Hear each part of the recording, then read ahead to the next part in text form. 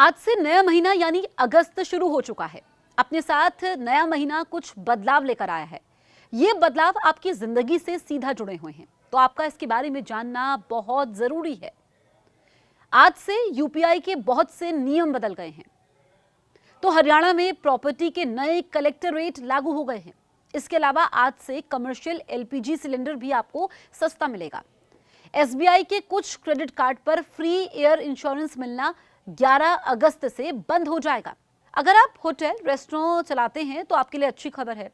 19 kilo वाले commercial LPG cylinder की कीमत 33 रुपए 50 पैसे कम हो गई है। नई दरें आज से लागू हो गई हैं। इस कटौती के बाद दिल्ली में 19 किलो कमर्शियल सिलेंडर का दाम 1631 रुपए हो गया है। ये राहत होटल, रेस्टोरेंट और छोटे दुकानदारों के लिए फायदेमंद साबित होगी, क्योंकि वो रोजमर्रा के कामकाज में इन सिलेंडरों का इस्तेमाल करते हैं। हालांकि घरों में इस्तेमाल होने वाले घरेलू गैस सिलेंडर की कीमतों में कोई बदलाव नहीं हुआ है। वहीं हरियाणा में प्रॉपर्टी का कलेक्टर रेट बढ़ा दिया गया है। कलेक्टर रेट में 5% से लेकर 25% तक वृद्धि होगी। गुरुग्राम, फरीदाबाद, बल्लभगढ़ समेत हरियाणा में इससे प्रॉपर्टी खरीदना अब महंगा हो जाएगा, क्योंकि रजिस्ट्री के लिए ज्यादा फीस चुकानी होगी। कलेक्टर रेट किसी भी जिले में जमीन की वो न्यूनतम कीमत है जिस पर कोई रियल एस्टेट प्रॉपर्टी खरीदार को बेची जा सकती है। इसी पर तहसीलों में प्रॉपर्टी की रजिस्ट्री होती है। कलेक्टर रेट को सर्किल रेट भी कहा जाता है।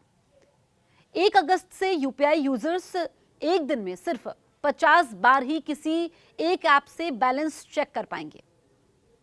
अगर आप 2 अलग अलग ऐप का इस्तेमाल करते हैं तो हर ऐप पर यह लिमिट अलग अलग लागू होगी। व्यस्त समय यानी कि सुबह 10 बजे से लेकर दोपहर 1 बजे और शाम को 5 बजे से लेकर रात 9:30 बजे तक में बैलेंस चेक पर रोक या सीमित एक्सेस होगी, ताकि सर्वर लोड कम हो पाए।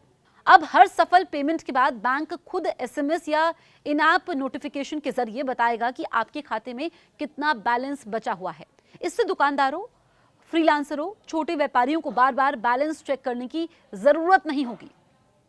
नेटफ्लिक्स, अमेज़न प्राइम, ईएमआई या एसआईपी जैसे ऑटो पेमेंट अब केवल नॉन पीक टाइम में ही प्रोसेस होंगे। ऑटो पे सुबह 10 बजे से पहले, दोपहर 1 बजे से शाम 5 बजे के बीच और रात 9:30 बजे तक के बाद होगा। पीक आवर्स में कोई भी ऑटो पे ट्रांजैक्शन नहीं होगा। अब अगर कोई ट्रांजैक्शन फेल हो जाए या पेंडिंग हो तो उस स्थिति में कम से कम 90 सेकेंड बाद ही आप उसको चेक कर पाएंगे।